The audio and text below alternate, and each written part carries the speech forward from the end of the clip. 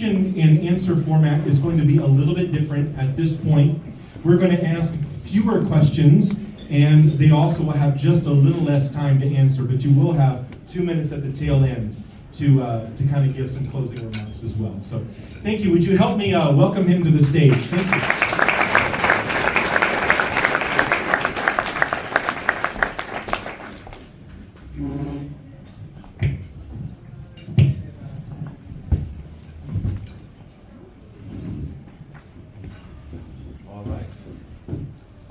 Would you please, pardon me for just a moment, very good.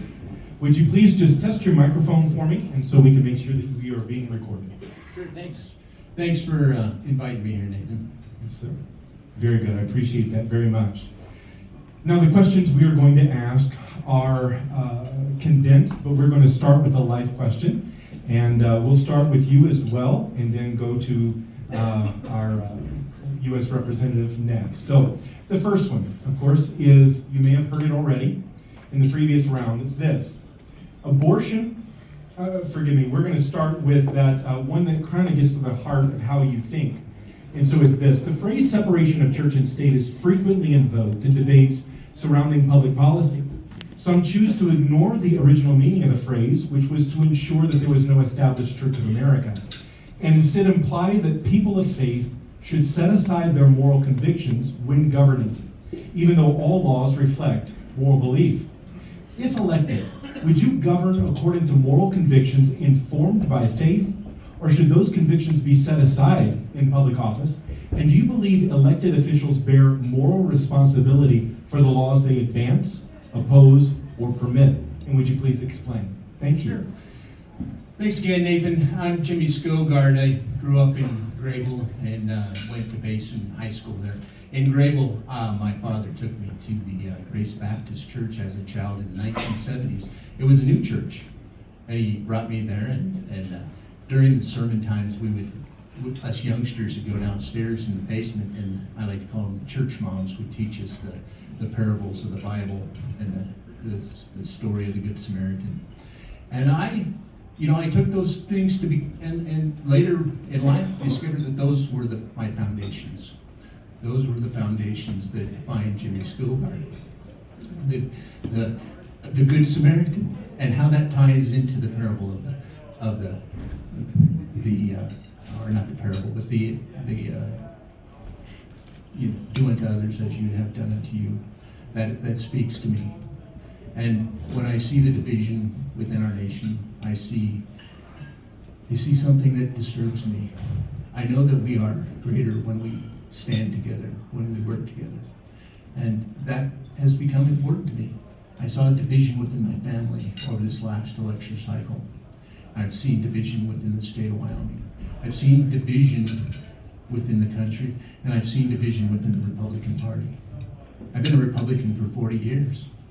And up to this campaign, I started in April of 2025, and I've collected every single label from my fellow Republicans. From labels from Rhino to TDS to the labels of some that I'd never heard before. Liz Cheney, Republican. I was like, Liz Cheney, Republican, that's a good one. And I own them all, folks. I own them all because the minute I own those labels, they lose their power. They become basically meaningless. And it's an interesting concept, but try it out sometime. That if somebody admits that, hey. Thank you so much. Sorry. Oh, by the way, I just wanted to mention. Oh, yeah, I'm sorry. I was chatting. Very good, thank you. Keep me on track. Thanks, Nathan. Next, we'll hear from our Congressman. Question number 1. Christian values have been America's moral North Star since the miracle of our founding. Our forefathers delivered one nation, under God, to preserve liberty and justice for all, under a framework guarded by the Christian framework that our rights are inalienable. America's 250th anniversary is a testament to the success of that great legacy. Our Constitution was ratified with Americans' God-given rights as our foundation. The Bill of Rights explicitly guarantees the freedom of religion, not freedom from it. Our ancestors created a republic after generations of religious persecution catalyzed the settlement of the New World. They embrace the Christian values that define Western civilization, where justice, dignity, and individual responsibility prevail. This democratic framework has been fundamental to our success, and its survival is sacred to our future. Thank you. The second question is a life question, and it's this. Abortion is the intentional act of ending the life of another human being while in the womb. Do you agree with that statement? And if so, do you support any exceptions to legal protection for unborn children? And would you please explain? This is a question that struck me right off the bat. I stood up in Central Wyoming Fair and Rodeo last year, and I was saying, hey, I'm going to run for Senate, reaching out with my cards, and a gentleman walks up to me and he says, I just have one question for you. He says, when does life begin? And I hesitated. He said, that's all I need to know. And he walked off. And I thought, oh, I'm going to have to form an opinion on this. And so I thought about it, and it became more and more apparent that it was something that I needed to understand. And so I started talking to folks at the fair in Casper, person after person. And I got different opinions, and finally somebody walked up to me and said, you know, have you read the Constitution of the state of Wyoming? And I'm like, well, oh, you got me there. Haven't read that one, and here I am running for Senate. And I said, well, I'll go home and read that, and we'll talk tomorrow. And so I did. Went home and read that, and ran across Article 1, Section 38, and of course everybody knows what that is. And yes, we know about Section C and Section B and Section A. The idea of me, a sworn, soldier, I served in the Army National Guard, had to swear that oath to support and defend the Constitution, and to defend the Constitution of the United States. I swore that oath to support and defend the Constitution. And if we're going to change, we need to form an amendment to the Constitution. Otherwise, we put our representatives in an untenable position to swear to support and defend something, and then turn around and say that enact legislation that is contrary to their oaths. I say, let's start at the beginning, folks. Let's find the start. Thank you. Ms. Hagan. Question number 2. The practice of abortion remains a stain on our national character. The barbaric termination of life's miracles has no place to become normalized in a just and moral society. I agree that abortion is the intentional act of ending the life of another human being while in the womb. I do not believe abortion should continue in a nation with a premium value on life. These are complicated issues, but life is life, and we must always protect the most vulnerable. I have been a proud champion for the pro-life movement throughout my tenure in Congress, legislating with an A+ rating from the Susan B. Anthony Group in both terms. I have fought the demonic practice of mail-order abortion circumventing state laws, and I will continue championing life in the United States Senate. Thank you very much. Question number 3, Mr. Skogard. Would you forgive me? Is it Skov or Skov? Skogard, the B is silent. It's good Danish or old Danish. I'm not, I believe old, yeah. We used to have 2 A's in the name. And okay. My thank you so much. Great-great-grandfather brought that. Very good. Here's the next question for you. Many Americans are concerned that religious freedom is increasingly being treated as merely freedom of worship, rather than the free exercise of faith in daily life. For example, the previous federal administration, we saw federal policies increasingly affect the religious freedom of healthcare professionals, faith-based ministries, adoption agencies, educators, and small business owners. In the U.S. Senate, how would you ensure that Americans are free to live and work according to their faith without fear of government coercion or retaliation? Oh, that's a good question, Nathan. And I just visited with a young man in Teton County that experienced a little retribution through the Doge deal here in Wyoming. It's these ideas that we can just take a chainsaw to people's lives and do whatever we wish with them. I think we can do this through with a little bit more compassion, can't we? Religious freedoms, yes, we need to protect those, but we also need to protect one another. We need to stand up for one another. And to do that, we need to act together. I appreciate the opportunity to speak here tonight and share that. Because, when we look at the consequences of not working together, not respecting each other's rights to worship as we please, not respecting the rights of people to be treated as equals and have their say and be able to speak freely in our society, we sacrifice something. It's not just about they and them, it's about us. And when we work together, when we look at each other, and we look each other in the eye and we have those conversations, that's when we're at our most human. Because we can read each other. We can read, that's part of our humanity. When we get behind a screen, we kind of lose that ability sometimes. And we listen to the rhetoric and the nonsense, I call it. The nonsense that somehow some amongst us are greater than others. We're not. We're all the same in the eyes of Christ. We've always been that way. For us to reject that, I think is a mistake. I was taught as a child that, love your neighbor. That's something that's important to me. Very good. Thank you. Ms. Hagan. Question number 3. America's founding generation were the descendants of those who escaped religious persecution in medieval Europe.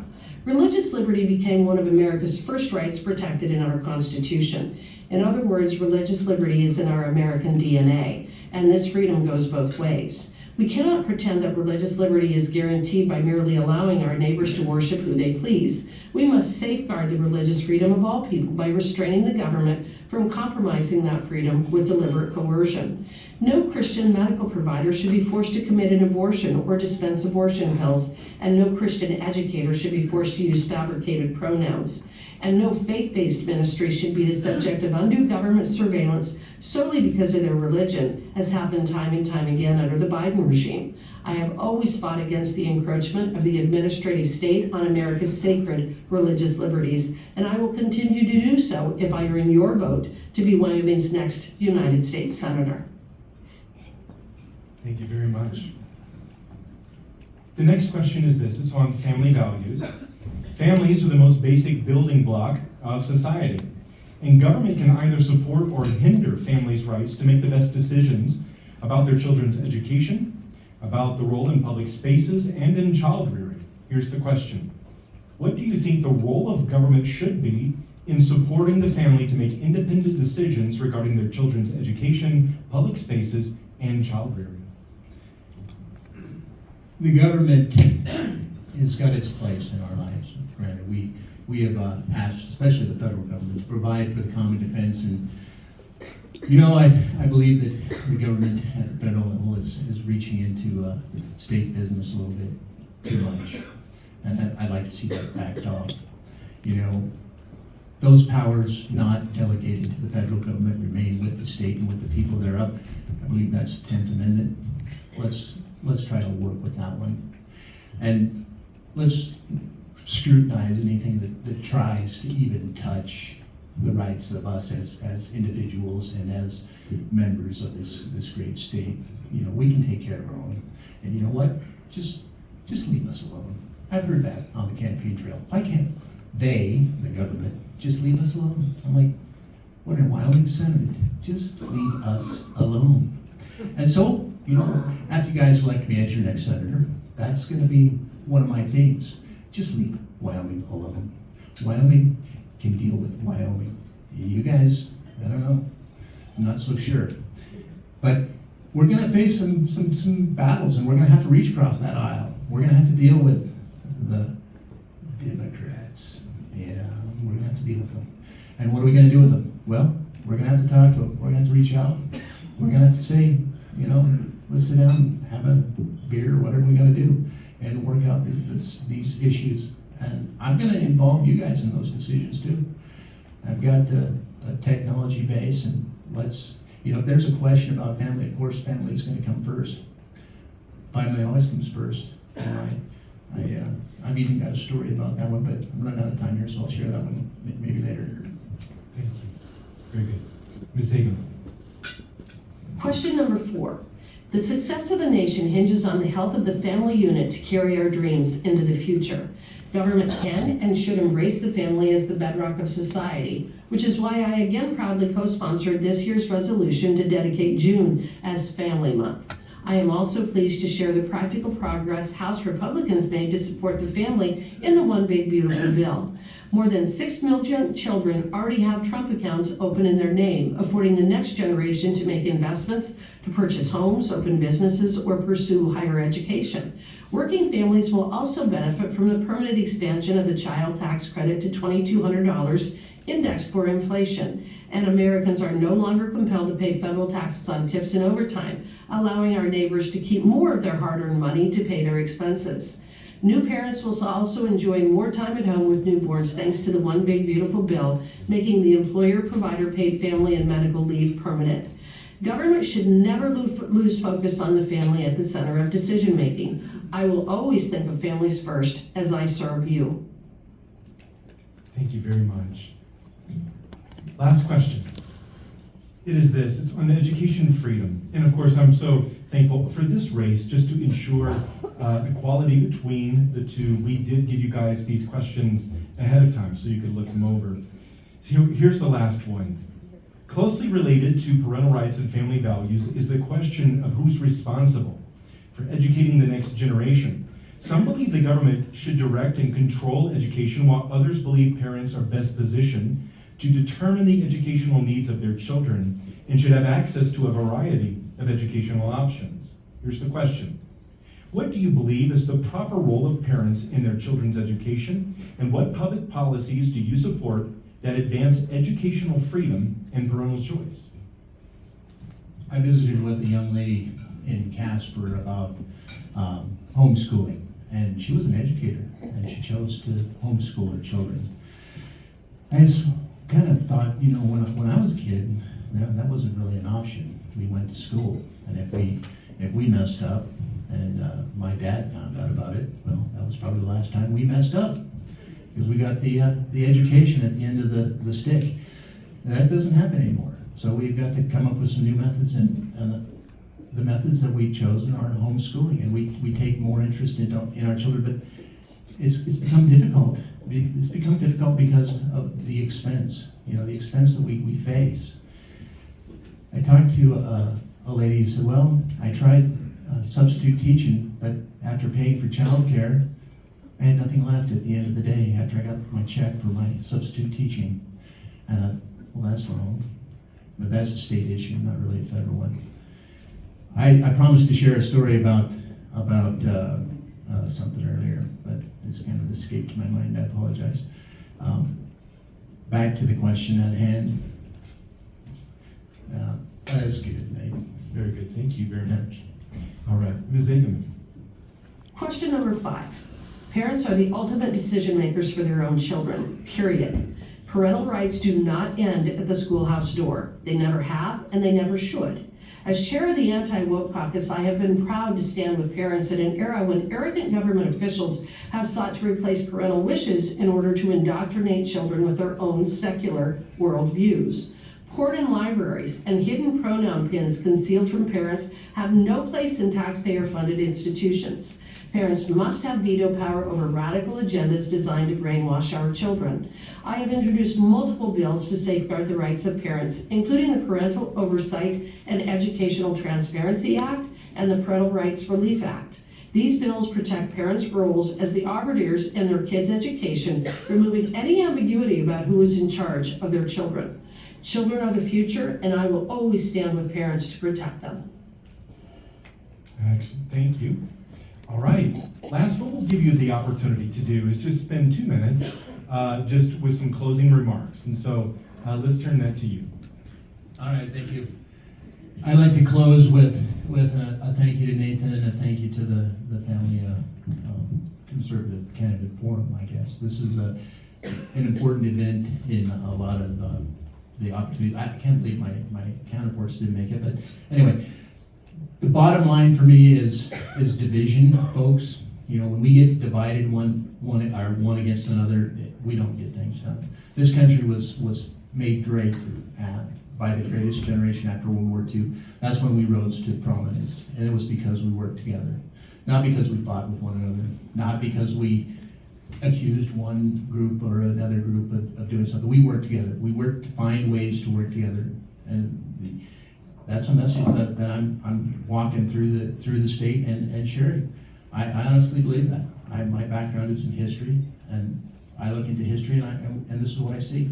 When I see the Chinese in the early 1800s being persecuted for being immigrants, when I see the Irish being persecuted for coming here during the potato famine, when I see the Italians being persecuted for being here for whatever reason they came, I'm surprised, that we continue to do so. We continue to make the mistakes of the past, and we allow those folks divide us. And when I say those folks that are sitting at that small group, what I call the ultra wealthy people that sit at the top of the government, and I have to ask them why.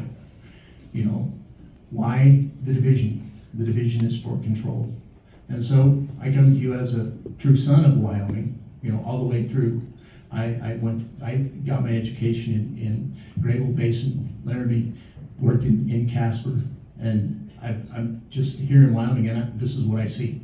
And so I've decided this is my platform to find out how Wyoming thinks, and I thank you for the opportunity. Thank you. Would you please give these a hand and thank them for coming tonight? Thank you so much. I'm going to take about 3 minutes here to allow